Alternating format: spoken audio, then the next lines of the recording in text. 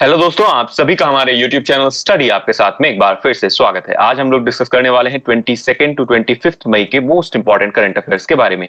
जैसा कि आप सभी को पता है, इस पर्टिकुलर सीरीज में हम लोग बात कर रहे हैं मध्य प्रदेश, इंडिया और वर्ल्ड की मोस्ट इंपॉर्टेंट न्यूज। साथ ही साथ ये पूरी करंट अफेयर सीरीज आपको different competitive exams like MPPSC, SSC, police exam या रेलवे एग्जाम या फिर जितने भी कॉम्पिटेटिव एग्जाम्स हैं जिनमें करंट अफेयर्स एक महत्वपूर्ण सब्जेक्ट हो या ऐसे एग्जाम जिनमें करंट अफेयर्स आता हो, ऐसे सभी एग्जाम्स के लिए ये पर्टिकुलर सीरीज आपके लिए बहुत ही ज्यादा बेनिफिशियल होने वाली है। तो बिना टाइम वेस्ट किए बात करते हैं आज की फर्स्ट न्यूज के बारे में। आज की हमारी फर्स्ट न्यूज है बुद्ध जयंती या बुद्ध पूर्णिमा। बुद्ध जयंती या बुद्ध पूर्णिमा कब मनाई जाती है, ये इंपॉर्टेंट है, आप सभी को ध्यान रखना है। प्रत्येक साल बुद्ध पूर्णिमा, जिसे आप बुद्ध जयंती के नाम से जानते हैं, यह हर साल हिंदू कैलेंडर माह बैसाख की पूर्णिमा को मनाई जाती है। इसके अलावा बुद्ध पूर्णिमा इस वर्ष 23 मई 2024 को मनाई गई, जिसमें गौतम बुद्ध के जन्म, ज्ञानोदय और मृत्यु का स्मरण करने के लिए यह पर्टिकुलर दिवस मनाया जाता है। अगर बात करें इस पर्टिकुलर जयंती के बारे में, इस पर्टिकुलर दिवस के बारे में, तो सिक्किम और लद्दाख में इसे सागा दावा या दासा भी कहा जाता है। इंपॉर्टेंट पर्सनैलिटी है गौतम बुद्धा और इनसे रिलेटेड प्रश्न मध्य प्रदेश, साथ ही साथ जितने भी स्टेट पीसीएस एग्जाम हैं उन सभी में, इसके अलावा जिस भी एग्जाम में हिस्ट्री का पोर्शन इंक्लूड है वहां पर भी इनसे रिलेटेड प्रश्न पूछे जाने की संभावना सबसे ज्यादा है। इस वजह से आपको ध्यान रखना है गौतम बुद्धा के बारे में। गौतम बुद्धा की अगर हम लोग बात करें तो इनका जन्म 563 बीसी में हुआ था। कहां हुआ था? तो लुम्बिनी, नेपाल में इनका जन्म हुआ था। जबकि मृत्यु कब हुई? तो 563 से 483 बीसी। एज इट इज ये पर्टिकुलर डेट भी या ये पर्टिकुलर ईयर भी याद रखना है, ठीक है। इसके अलावा इनके बचपन का नाम था सिद्धार्थ और इनकी माता कौन थी? इनकी माता है माया, जिनसे इनका जन्म हुआ, और साथ ही साथ इनके पिता है सुद्धोधन। यानी कि पिता का नाम है सुद्धोधन, माता का नाम है माया या महामाया, और इनके बचपन का नाम है Siddhartha Gautam. He was married to princess Yashodhara. इनका विवाह यशोधरा जी से हुआ और इनका एक बेटा हुआ जिनका नाम क्या था? राहुल।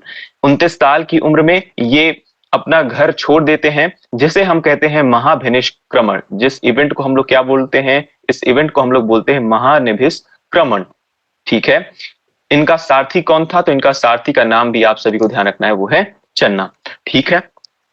इनके हॉर्स का नाम क्या था? हॉर्स का नाम है कंथक, ये भी आप सभी को ध्यान रखना है। तो ये जो छोटी छोटी इंफॉर्मेशन है इन्हीं से प्रश्न बनते हैं, इसलिए आपको ये पर्टिकुलर इवेंट्स याद रखना है। तो हमने पढ़ा गौतम बुद्धा के बारे में। गौतम बुद्धा 563 बीसी में लुम्बिनी, नेपाल में इनका जन्म हुआ। इनके पिता का नाम शुद्धोधन तथा इनकी माता का नाम महामाया या माया। साथ ही साथ इनकी पत्नी है यशोधरा और इनके बेटे का नाम है राहुल। 29 साल की उम्र में इन्होंने अपना गृह त्याग किया, जिस इवेंट को हम लोग बोलते हैं महानिभिष्क्रमण। इनके हॉर्स का नाम है कंथक और इनके सारथी का नाम है चन्ना। तो ध्यान रखना है, ये चीजें लिखी नहीं हुई है यहाँ पर, तो इन सारी चीजों को भी नोट डाउन करना है। इसके अलावा 35 साल की उम्र में उन्होंने बोध गया के बिहार में पीपल पेड़ के नीचे ज्ञान यानी निर्वाण की प्राप्ति की। तो ये प्रश्न पिछली बार एमपीपीएससी के पेपर में, प्रीलिम्स में पूछा गया था कि किस वृक्ष के नीचे इन्हें इनलाइटनमेंट इन्होंने अचीव किया। तो ध्यान रखना है पीपल ट्री के नीचे। इसी तरीके से अगर आप बात करते हैं महावीर जी के बारे में, तो महावीर जी को कैवल्य की प्राप्ति किस पेड़ के नीचे हुई थी? तो आप सभी को पता होना चाहिए, साल ट्री, ठीक है। एज इट इज आपको ध्यान रखना है। इसके अलावा अगर बात करें इनका पहला उपदेश वाराणसी के निकट सारनाथ के डियर पार्क में 5 साथियों को दिया गया। वो कौन थे? वो 5 साथियों के नाम थे मोगलन, असाजी, उपाली, आनंद और सारीपुत्ता, ठीक है। इस घटना को धर्म चक्र परिवर्तन यानी कानून का पहिया घुमाना कहा गया, ठीक है। इस पर्टिकुलर इवेंट का नाम, यानी कि जब गौतम बुद्ध किस अपने 5 डिसाइपल्स को उपदेश देते हैं, उन्हें ज्ञान देते हैं, तो इस पर्टिकुलर इवेंट को धर्म चक्र परिवर्तन का नाम दिया गया। इसके पहले मैंने आपको क्या बताया? जब 29 साल की उम्र में गौतम बुद्धा अपना घर छोड़ते हैं, उस इवेंट को महानिभिष्क्रमण, जबकि जब गौतम बुद्ध अपना उपदेश देते हैं अपने 5 डिसाइपल्स को, तो उस इवेंट को धर्म चक्र प्रवर्तन कहा गया। इसके अलावा जब उनकी मृत्यु हुई तो उस मृत्यु वाले इवेंट को महापरिनिर्वाणा कहा गया। ये तीनों इवेंट इंपॉर्टेंट हैं, हो सकता है आपको कंफ्यूजन हो जाए, तो 2 से 3 बार आपको पढ़ना है, आप आसानी से इन चीजों को रिकॉग्नाइज कर पाएंगे। कब हुई मृत्यु? जैसा कि मैंने आप सभी को बताया, 80 साल की उम्र में 483 बीसी में कुशीनगर, उत्तर प्रदेश में इनकी मृत्यु हुई। तो हिस्ट्री जिस भी एग्जाम में आती है, उस एग्जाम के लिए इस पर्सनैलिटी को जानना आपके लिए जरूरी है। इस वजह से गौतम बुद्धा को आप इजीली आसानी से पढ़ के जाएं, इनसे एक ना एक या एक प्रश्न जरूर देखने को मिलता है एग्जाम में। चलिए बात करते हैं अगली इंपॉर्टेंट न्यूज के बारे में। अगली इंपॉर्टेंट न्यूज है हमारे, India climbs to 39th position in world economic forum travel and tourism development index 2024। बिल्कुल सिंपल सी न्यूज है। World economic forum travel and tourism development index में भारत की रैंक क्या है, हो गई है 39th, as it is important है। ये पर्टिकुलर रिपोर्ट कौन जारी करता है, तो यूके बेस्ड यूनिवर्सिटी एक ने ये रिपोर्ट जारी की है, जिसपे 119 कंट्रीज को इन्होंने लिया और उनमें से भारत की रैंक यानी कि इंडिया की रैंक क्या रही है, 39th। अगर बात करें इसके पहले जब 2021 में ये पर्टिकुलर इन्होंने इंडेक्स पब्लिश किया था, तब भारत की रैंक 54th थी। यानी कि आप देख सकते हैं कितना जबरदस्त इंप्रूवमेंट भारत ने दिखाया है। अगर बात करें उन टॉप 5 कंट्रीज के बारे में, यानी टॉप पर कौन मौजूद है, तो सबसे पहले फर्स्ट रैंक पर है यूएस, सेकंड पर है स्पेन, थर्ड पे है जापान, फोर्थ पे है फ्रांस और फिफ्थ पे है ऑस्ट्रेलिया। सर कैसे याद रखेंगे, क्या ये इंडिया की रैंक याद हो जाएगी? बिल्कुल आसानी से याद हो जाएगी। आपको बस ध्यान से हाईलाइटेड पोर्शन पर देखना है। हाईलाइटेड पोर्शन कौन सा है हमारा हाईलाइटेड पोर्शन है, इंडिया की रैंक है वर्ल्ड इकोनॉमिक, एक second, world world economic travel and tourism development index में भारत की रैंक क्या है, 39th, एज इट इज। बस आपको इतना ध्यान रखना है। जिसमें फर्स्ट रैंक किसकी है, तो पहला सबसे होशियार बच्चा कौन सा है भाई, तो सबसे होशियार बच्चा है अमेरिका इस पर्टिकुलर इंडेक्स में, ध्यान रखना है, ठीक है। चलिए बात करते हैं अगली इंपॉर्टेंट न्यूज के बारे में। तो अगली इंपॉर्टेंट न्यूज है हमारी, नेपाल एवरेस्ट मैन कामी Rita climbs mount Everest for the record 30th time. ये कामी रीता जी की इमेज आपको यहां पर देखने को मिल रही है। इन्हें क्या कहा जाता है, तो एवरेस्ट मैन कहा जाता है। भाई सुनो ध्यान से, क्या मैं बोल रहा हूं, एवरेस्ट मैन। एवरेस्ट मैन क्यों कहा जा रहा है भाई साहब, ये जो व्यक्ति हैं नेपाल के, पर्टिकुलरली इन्होंने माउंट एवरेस्ट में 30 बार, ना सिर्फ एक बार, दो बार, तीन बार, चार बार, नहीं भाई, 30 बार उसकी सबसे ऊपर वाली चोटी पर पहुंच चुके हैं, है ना। और वहां जाकर अपना ही रिकॉर्ड तोड़ देते हैं, हर बार जाते हैं, हर बार अपना रिकॉर्ड तोड़ देते हैं, हर बार और ऊंची हाइट पर पहुंचते हैं। इस वजह से इन्हें कहा जाता है एवरेस्ट मैन। तो पढ़ते हैं थोड़ा सा। एवरेस्ट मैन के नाम से मशहूर 54 वर्षीय नेपाली पर्वतारोही अपने पहले शिखर सम्मेलन के 3 दशक बाद रिकॉर्ड 30वीं बार दुनिया के सबसे ऊंचे पर्वत शिखर पर पहुंचे, कामी रीता शेरपा, जिन्होंने इस महीने की शुरुआत में 29वीं बार 8,849 मीटर फुट ऊंची चोटी पर चढ़ने के बाद अपना ही रिकॉर्ड तोड़ दिया।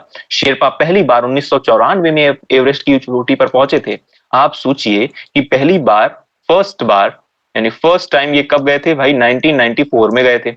और अब कितनी बार हो गया इनका टोटल, 30th टाइम ये पहुंच चुके हैं, 30 बार उस पर्टिकुलर माउंट एवरेस्ट पर जा चुके हैं। इस वजह से इन्हें तो एवरेस्ट मैन कहा जा रहा है। यानी आप सोच सकते हैं कि लगातार ये अभी चल रहा है 2024, और मुझे ऐसा लगता है कि ये हर साल बिल्कुल एवरेस्ट को फतह करते हैं। इस वजह से ये बहुत इंपॉर्टेंट पर्सनैलिटी है। इनका नाम आप सभी को ध्यान रखना है, एवरेस्ट मैन के नाम से इन्हें जाना जाता है। क्या नाम है भाई, कामी रीता, कामी रीता। बात करते हैं अगली इंपॉर्टेंट न्यूज के बारे में। तो अगली इंपॉर्टेंट न्यूज है हमारी, Spain becomes 99th member of international solar alliance. कई बार मैंने आपको ये वाली बात बता दी है आईएसए के बारे में। आईएसए का फुल फॉर्म भी पूछा जा सकता है ना। अगर सिर्फ ऑप्शन में आईएसए आ जाए तो ये काफी आसान होगा कई लोगों के लिए। इसके बहुत सारे एब्रिविएशंस निकाले जा सकते हैं, ठीक है, लेकिन आप सभी को ध्यान रखना है इसका सबसे फेवरेट एब्रिविएशन क्या है, वो है इंटरनेशनल सोलर अलायंस, यानी इसका फुल फॉर्म आप सभी को ध्यान रखना है। साथ ही साथ स्पेन क्या बन गया है, 99th मेंबर बन गया है। तो स्पेन का ने हाल ही में इसकी मेंबरशिप ली है और 99th मेंबर बना है ये। इसके पहले हमने देखा था कि चिली 96th मेंबर बना था, यमन 97th मेंबर और पनामा 98th मेंबर। हमने पनामा को हाल ही में पढ़ा था, पनामा 98th मेंबर बना था, इस पर हमने चर्चा की है। अच्छा, अगर बात करें इंटरनेशनल सोलर अलायंस के बारे में, होगा इसकी शुरुआत कब हुई, 2015 में इसकी शुरुआत की गई थी। 2015 में इसकी शुरुआत की गई। और इसके अलावा आप सभी को यह भी ध्यान रखना है कि ये पर्टिकुलर आईएसए की शुरुआत भारत ने ही की थी, इसलिए आप सभी को ध्यान रखना है कहां की थी भाई, तो convention on climate change Paris 2015 में इसकी शुरुआत हुई। ठीक है, बात करते हैं अगली इंपॉर्टेंट न्यूज के बारे में। चलिए, अच्छा, इससे रिलेटेड कि आप सभी को ध्यान रखना है वो इन्वेस्टमेंट क्या है, कि 2030 तक सौर ऊर्जा संसाधनों में 1000 अरब अमेरिकी डॉलर का निवेश जुटाना है। यानी कि 2030 तक सौर ऊर्जा की से चलने वाले जितने भी समाधान हो सकते हैं उस पर 1000 अरब अमेरिकी डॉलर का निवेश ये जुटाएंगे। साथ ही साथ अगर बात करें आईएसए की पहली असेंबली अक्टूबर 2018 में ग्रेटर नोएडा भारत में आयोजित की गई थी। 2020 में इसके फ्रेमवर्क समझौते में संशोधन के साथ संयुक्त राष्ट्र के सभी सदस्य देश अब आईएसए में शामिल होने के लिए पात्र हैं। यानी कि आप समझ सकते हैं यूनाइटेड नेशंस की जितनी भी कंट्रीज हैं वो सभी इसका मेंबर बन सकती हैं। इसके अलावा इसका मुख्यालय भारत में कहाँ है? तो राष्ट्रीय सौर ऊर्जा संस्थान एनआईएससी गुरुग्राम भारत में इसका मुख्यालय है, जिसके महानिदेशक हैं यानी डायरेक्टर जनरल है अजय माथुर। ठीक है, तो ये सारी इंफॉर्मेशन आप सभी को ध्यान रखनी है, इंपॉर्टेंट है, ध्यान रखना। चलिए बात करते हैं अगली इंपॉर्टेंट न्यूज के बारे में। अगली इंपॉर्टेंट न्यूज फिर से है माउंट एवरेस्ट को फतेह करने वाली मुंबई की गर्ल है काम्या कार्तिकेयन, जो कि यंगेस्ट इंडियन बन चुकी हैं जिन्होंने माउंट एवरेस्ट को फतेह किया है। क्या नाम है भाई? इसके पहले हमने देखा था कामी रीता जी का नाम, कामी रीता, जो कि नेपाल से बिलोंग करते हैं। ठीक है, जबकि अभी हम लोग नाम देख रहे हैं काम्या जी का। काम्या जी का ये मुंबई से बिलोंग यानी भारत से बिलोंग करती हैं, मुंबई। और अगर इनके बारे में बात करें तो ये यंगेस्ट इंडियन है, ध्यान रखना है, ये यंगेस्ट इंडियन है, इस वजह से इंपॉर्टेंट हो गई, यंगेस्ट इंडियन जिन्होंने माउंट एवरेस्ट फतेह की। अब आपको ये सोचकर और ये जानकर आश्चर्य होगा कि ये जो काम्या कार्तिकेयन जी हैं ये 12वीं की स्टूडेंट है, 12वीं की छात्रा है। ठीक है, 16 साल की है, मात्र 16 साल की उम्र में जब आप 12वीं का पेपर दे रहे थे, है ना, उस समय आप इमेजिन करिए कि आपकी मनोस्थिति क्या रही होगी। और आज आप देखते हैं काम्या कार्तिकेयन जी को जो कि माउंट एवरेस्ट पर जाने की सोच रही हैं। ना सिर्फ माउंट एवरेस्ट पर बल्कि ये 7 समिट चैलेंज को पूरा करना चाहती हैं। 7 समिट चैलेंज को भी हम लोग देखेंगे और जानेंगे। सबसे पहले बात करें तो Kamya has completed 6 summit, 6 summit इन्होंने पूरे कर लिए, मात्र एक बचा हुआ है, वो आप सभी को वो इनको पूरा करना है, जिससे ये बन जाएंगी youngest girl to accomplish 7 summit challenge. अब इस 7 समिट होता क्या है ये जानते हैं। तो उससे पहले इन्होंने अपने पिता कमांडर एस कार्तिकेयन ने माउंट एवरेस्ट 8,849 मीटर पर सफलतापूर्वक चढ़ाई की, जिससे वह नेपाल की ओर से माउंट एवरेस्ट पर चढ़ने वाली सबसे कम उम्र की भारतीय और दुनिया की दूसरी सबसे कम उम्र की लड़की बन गई है। तो काम्या कार्तिकेयन जी का नाम ध्यान रखना है, ये यंगेस्ट इंडियन है जिन्होंने माउंट एवरेस्ट पर फतेह की। इसके अलावा 7 समिट के बारे में अगर बात करें तो टोटल 7 समिट क्या है? वो है highest peak on each of 7 continent. 7 continent की सबसे ऊंची चोटियां जो हैं, 7 कॉन्टिनेंट की सबसे ऊंची चोटियां जो हैं, उन सभी को मिलाकर 7 समिट बनता है, ध्यान रखना है आपको। अगर बात करें काम्या कार्तिकेयन जी के बारे में तो वो एशिया में जो उपस्थित है माउंट एवरेस्ट, इसको फतेह कर चुकी हैं। इसके अलावा साउथ अमेरिका में एकांकागुआ को कर चुकी हैं फतेह। इसके अलावा नॉर्थ अमेरिका में देनाली, जिसे माउंट मैकिनले के नाम से पहले जाना जाता था, ध्यान रखना है, नॉर्थ अमेरिका कॉन्टिनेंट में एक पर्वत था जिसका नाम क्या है? माउंट मैकिनले, और जिसे अब देनाली के नाम से जाना जाता है। इंपॉर्टेंट है, ध्यान रखना है देनाली क्या है। इसके अलावा अफ्रीका की माउंट किलिमंजारो को फतेह कर चुकी हैं। इसके अलावा Europe Mount Elbrus, Antarctica Mount Vinson और ऑस्ट्रेलिया ओशिनिया पुंकाकजाया। तो ये टोटल 7 समिट या 7 पर्वत चोटियां जो हैं, इनसे मिलकर 7 समिट बनती है। जिनमें से अगर बात करें काम्या कार्तिकेयन जी के बारे में तो इनका लक्ष्य दिसंबर में अंटार्कटिका में माउंट विंसन मैसिव पर चढ़ने का है। यानी कि आप देख सकते हैं इनमें से सिर्फ एक बचा हुआ है माउंट विंसन, बाकी सारी चीजें इन्होंने कंप्लीट कर ली हैं। इस वजह से आप सभी को इनका नाम ध्यान रखना है। बात करें अगली इंपॉर्टेंट पर्सनालिटी का तो अगली इंपॉर्टेंट पर्सनालिटी है Jyoti Ratre. 55 becomes oldest Indian women to conquer Mount Everest. ये ज्योति रात्रे जी का नाम तो मध्य प्रदेश के एस्पिरेंट्स को पता ही होना चाहिए। ज्योति रात्रे जो कि 55 साल की उम्र में पहली भारतीय है। कौन सी? ओल्डेस्ट वुमेन, यानी सबसे उम्र दराज महिला जिन्होंने माउंट एवरेस्ट को फतेह किया है। ये मध्य प्रदेश से बिलोंग करती हैं। ये एक एंटरप्रेन्योर है, साथ ही साथ एक फिटनेस इंथुजियास्ट है। ये किस शहर से बिलोंग करती हैं? तो कुछ जगह इनका होम टाउन हरदा और कुछ जगह भोपाल बताया गया है। तो एग्जैक्टली मैं श्योर नहीं हूं, इस वजह से मैं बता नहीं सकता, लेकिन ज्यादातर जितने भी आर्टिकल्स मैंने देखे वहां पर भोपाल दिया गया है, कुछ एक आर्टिकल्स में हरदा जिला भी बताया गया है। तो थोड़ा सा कंफ्यूजन है इन पर। अगर आपको इन पे पूरी तरीके से आप श्योर हो तो आप जरूर बताइए मुझे कमेंट सेक्शन में, मैं उस पर अपडेट जरूर करूंगा। तो ज्योति रात्रे जी का नाम आप सभी को ध्यान रखना है, ये ओल्डेस्ट इंडियन वुमेन है जिन्होंने माउंट एवरेस्ट फतेह किया है। अगर बात करें अगली इंपॉर्टेंट न्यूज के बारे में, तो अगली इंपॉर्टेंट न्यूज है हमारी, Norway, Ireland, Spain to officially recognise Palestinian state. हाल ही में नॉर्वे, आयरलैंड और स्पेन ने पैलेस्टीनियन स्टेट को रिकॉग्नाइज किया है। सर ये न्यूज क्या है, थोड़ा सा समझाने का प्रयास करें, आप भी समझिए मैं भी समझाता हूं आप सभी को। चलिए, जैसा कि आप सभी को पता चल रहा है, पता चला ही होगा, 8 महीने से इजराइल और फलस्तीन के बीच में एक विवाद चल रहा है और इनके बीच में युद्ध चल रहा है, आपसी टक्कर देखने को मिल रही है। जिसपे इजराइल का मानना क्या था, इजराइल का मानना था कि इजराइल का कहना था कि जो फलस्तीन है ये पूरा का पूरा इजराइल के अंतर्गत अंतर्गत आता है। ये वाली बात है आपने समझी थी। लेकिन कुछ स्टेट्स ऐसे हैं जो कि ये मानते हैं कि फलस्तीन एक अलग राज्य है, और इजराइल क्योंकि मान्यता नहीं दे रहा था, इस वजह से बाकी आसपास के पड़ोसी देशों से उसे मान्यता लेना था।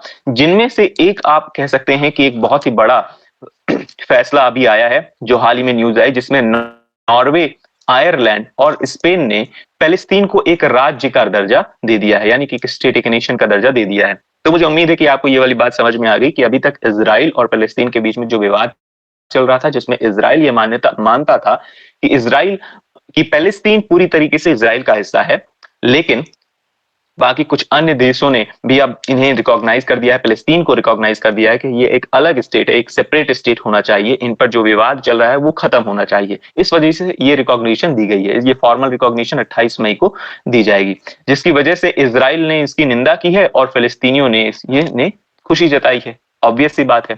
अगर बात करें स्टेट ऑफ फलस्तीन के बारे में और इजराइल के बारे में, तो थोड़ा सा ध्यान देते हैं वर्ल्ड मैप की तरफ। और वर्ल्ड मैप जब मैं बोलता हूं तो बहुत इंपॉर्टेंट है आप सभी को देखना कि इजराइल का जो एरिया है आप देख पाएंगे, तो इजराइल का एरिया आप सभी को ये वाला एरिया दिख रहा होगा, ये पूरा जो एरिया है वो इजराइल का है। जबकि पैलेस्टीनियन एरिया कौन सा है, तो पैलेस्टीनियन एरिया को मैं इस कलर से हाईलाइट कर रहा हूं, तो ये वाला एरिया जो है वो है फलस्तीन का। आपस में क्या चल रहा है भाई, आपस में आपको आसपास देखने को मिलेगा, यहाँ पर गाजा स्ट्रिप मौजूद है, जिससे एक प्रश्न पूछा गया था। बगल में आपको मेडिटेरेनियन सी देखने को मिलता है। यहाँ पर बिल्कुल नॉर्दर्न साइड में आपको, इजराइल के नॉर्दर्न साइड में आपको गोलन हाइट्स देखने को मिलती है। ठीक है, एज इट इज आपको ये ध्यान रखना है। अच्छा, अब हमें जानना जरूरी क्या है, हमें जानना जरूरी है कि ये जो बाकी अदर राज्य जिन्होंने, जैसे नॉर्वे, ये राज्य कहाँ है वर्ल्ड मैप पर, तो वर्ल्ड मैप पर देखने का प्रयास करते हैं। तो सबसे पहले मुझे एक बहुत ही इंपॉर्टेंट किंगडम दिख रहा है, एक बहुत इंपॉर्टेंट राज्य स्टेट दिख रहा है, वो नेशन है आयरलैंड। आयरलैंड आपको यूनाइटेड किंगडम यानी यूके के जस्ट बगल में देखने को मिल जाएगा। इसके अलावा अगर आप बात करें नॉर्वे की, तो नॉर्वे आपको जस्ट नॉर्दर्न साइड में दिख जाएगा। आप ऐसा कहें नॉर्थ ईस्ट आप जाकर देखें, आयरलैंड से नॉर्थ ईस्ट पर आप सभी को देखेगा नॉर्वे। ठीक है, वहीं पर स्वीडन भी आपको देखने को मिलेगा। इसके अलावा अगर बात करें थर्ड इंपॉर्टेंट जो है वो है स्पेन। स्पेन आपको इस पर्टिकुलर पोजीशन पे मिल जाएगा। तो सर कहां पर है, ये स्पेन, ये आयरलैंड और ये नॉर्वे। जबकि इसराइल कहां पर है, अगर आप इसराइल को ध्यान से देखना चाहते हैं तो आप ये देखिए, इसराइल यहां पर है। ठीक है, बहुत छोटा सा है, बहुत छोटा सा है। मैं थोड़ा सा इसे जूम करके आप सभी को दिखाने का प्रयास करता हूं। ये आपका यहाँ पे इसराइल है, बहुत छोटा सा है। जबकि ये तीन राष्ट्र, ध्यान क्या रखना है आपको, ये तीन राष्ट्र नॉर्वे, स्पेन और आयरलैंड ने हाल ही में पैलेस्टीन को एक स्टेट का दर्जा माना है, या फिर आप ऐसा कह सकते हैं कि ये तीनों राज्यों ने इन्हें पैलेस्तीन को स्टेट माना है। ठीक है, तो मुझे उम्मीद है कि आपको सारी चीजें आपने आसानी से देखी होंगी, आपको समझ में आई होंगी। वर्ल्ड मैप जरूर देखा करें, मैं आप सभी से हर बार कहता हूं जब भी किसी राज्य का नाम हाईलाइटेड हो तो आपको वर्ल्ड मैप जरूर देखना है। चलिए बात करते हैं आज के प्रैक्टिस क्वेश्चन के बारे में। आज का आपका फर्स्ट क्वेश्चन है जो कि आप सभी को ध्यान रखना है, वो ये है कि गौतम बुद्ध के गुरु का नाम क्या था, गौतम बुद्ध के गुरु का नाम क्या था। इसके अलावा सेकंड इंपॉर्टेंट पर्सनालिटी जिनका नाम आप सभी को ध्यान रखना है वो है महावीरा। महावीर ने, जो जैनिज्म से बिलोंग करते हैं, जैनिज्म से बिलोंग करते हैं, महावीर ने अपना उपदेश कहां दिया, अपना उपदेश कहां दिया। ठीक है, ये दोनों बातें आप कहां बताएंगे, कमेंट सेक्शन में बताएंगे। में इसके अलावा आप चाहें तो मुझे इन पर्टिकुलर सोशल मीडिया हैंडल्स, चाहे वो इंस्टाग्राम, टेलीग्राम या फेसबुक पर चाहें आप, तो आप मुझे फॉलो कर सकते हैं। साथ ही साथ इस पर्टिकुलर सेशन की पीडीएफ आपको हमारे टेलीग्राम ग्रुप स्टडी ऐप के साथ में मिल जाएगी। मुझे उम्मीद है कि आपको ये पूरा सेशन समझ में आया होगा। किसी भी टॉपिक में कहीं पर भी आपको कोई भी डाउट है तो आप पर्टिकुलर उस जगह का स्क्रीनशॉट लेकर मुझे टेलीग्राम पर आप मैसेज कर दीजिए, टेलीग्राम ग्रुप पर आप मैसेज कीजिए। मैं उस पर्टिकुलर डाउट को रिजॉल्व करने की कोशिश बिल्कुल करूंगा अगले सेशन में। हम लोग फिर से मिलेंगे अपने नेक्स्ट लेक्चर में। तब तक के लिए आप सभी अपना ख्याल रखिए और सबसे इंपॉर्टेंट बात है, मुस्कुराते रहिए। Thank you, ta-ta, bye bye.